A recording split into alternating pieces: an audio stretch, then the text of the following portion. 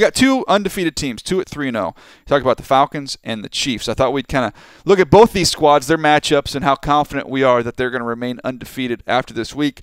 Let's start with the Falcons, Buck, at home against the Buffalo Bills. Well, I mean, this is a tough game because when you look at the Buffalo Bills, they have an offense that doesn't appear to have like a lot of showstoppers on the outside. Not a lot of superstars. They have Shady McCoy and a quarterback, Tyrod Taylor, but really it runs through Tyrod Taylor. Tyrod Taylor is a dual-threat playmaker guy who's very, very safe and efficient with the ball, does a great job of getting it to the playmakers that they do have, and he's not going to turn it over. Plus, he brings some of that improvisational. This is a team very confident, coming off a big win against the Denver Broncos. Tyrod Taylor, you touched on him not turning the ball over. That's going to be key if the Bills have any shot in this one, protecting the football. And then on the other side, they need to get some turnovers. And when you look at the Falcons last week, they were in a tight battle with Detroit. And one of the reasons, because you had some turnovers there from Matt Ryan. Now, you point at turnovers, and you can try and find fault in some of them. And, okay, it's not all on the quarterback. But the matter is you turned it over. And if Buffalo can generate some of those turnovers, get Matt Ryan to flip the ball to them, they got a shot in this thing. They absolutely have a shot because the Buffalo Bills defense is playing pretty good under Leslie Frazier. Sean McDermott has done a great job of kind of getting these guys to buy into more of a blue-collar mentality, a blue-collar work ethic when it comes to the way that they play. Their young quarterback, Tre'Davious White, is a guy that is going to be the AFC Defensive Rookie of the Month. And so there are a lot of things going in their direction. But when you're the Atlanta Falcons, you have a high-powered offense. You have a new play caller in Steve Sarkisian. You're still trying to find your way. You're trying to really learn how to use all the weapons. And the main weapon that they want to use, Julio Jones. Sarkisian talked in the offseason about really making sure that Julio Jones is a priority in the red zone.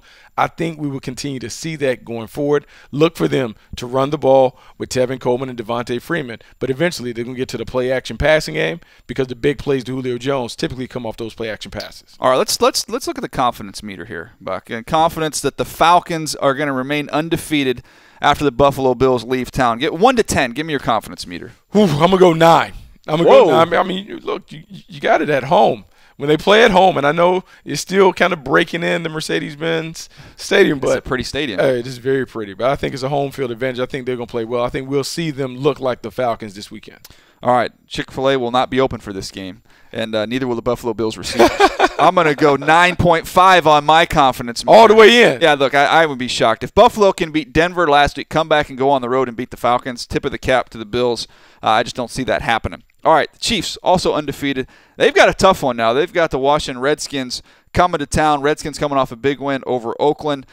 You look at this Redskins team, Buck. Man, the way Kirk Cousins played last week, especially getting Chris Thompson involved, this is a tough matchup for the Chiefs. Yeah, it's a tough matchup because when you look at the identity of the Washington Redskins, I think they finally found it. Look, last year they had Deshaun Jackson, Pierre Garçon. More of the balls went out wide, outside the numbers, really featured the wide receivers. Now they have Chris Thompson, they have Vernon Davis because Jordan Reed wasn't available, and Jamison Crowder. They really worked the inside part of the field, really got it to those guys because that's where the favorable matchups are. I think Kirk Cousins has done a great job of evolving his game to make sure that he can take advantage of the weapons that they have. Yeah, he's done a nice job. Kirk's done a nice job. And then, look, sprinkle it in down the field to Josh Doxson. Just one catch last week, but he made it count. So if they can pay off some of this underneath passing, some of this physical rushing attack with a really underrated offensive line, then take a couple shots down the field. But to me, the story in that Raiders game, you flip over to the other side of the ball, that Redskins defense. Buck. Man, Redskins defense played lights out. My former teammate, Greg Minuski, is their new defensive coordinator. He has talked about they want to beat the crap out of people. They want to physically beat you up. But then in the back end, they want to play with vision on the quarterback. And in looking at the tape of this game against the Oakland Raiders, they dominated the line of scrimmage up front. They were able to get a 4-man rush. Jim Tomsula has done a really good job of getting this D-line going.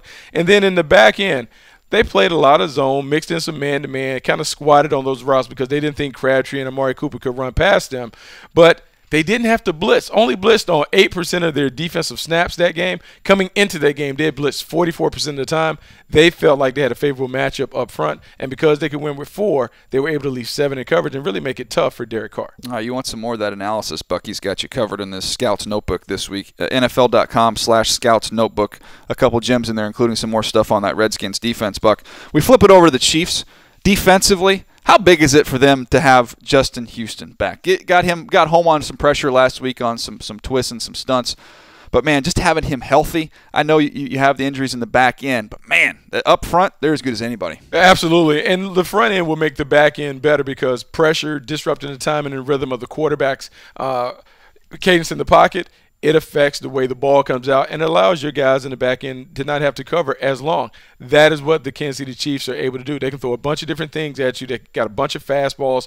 You have Justin Houston, you have D Ford, you have other guys who can rush the passer. And then in the back end, Marcus Peters is still emerging, but he may already be the best corner in football. Great job with his hands. And the other guy on the other side, Terrence Mitchell, 2 interceptions against the Chargers. He's being able to hold down his part of the field. That allows the Chiefs to be very, very aggressive in coverage. And they're all of a sudden a big play offense because you've got 2 guys, Tyreek Hill, who we knew with his explosiveness, Kareem Hunt, not just pounding the ball inside Buck, not catching the ball in the backfield, hitting home runs, a big kind of a walk-off against the Chargers with that long run last week. I'm beginning to think that maybe I was a little too low in my assessment of Kareem Hunt. I think everybody was. Not only doing his season at Toledo, but watching him at the Senior Bowl. I thought he was a good player, and I think maybe I gave him a 3rd-round grade, which is where he went. But I didn't know that he could come out the gates and be this kind of impact player. When you look at this Kansas City Chiefs team with Kareem Hunt, Tyreek Hill, Travis Kelce, you have Alex Smith playing in his comfort zone in an offense that is really catered to him. This offense is terrific, and they have a complementary defense that gives them a chance. They may be, and it's going to sound crazy, they may be the best team in the AFC.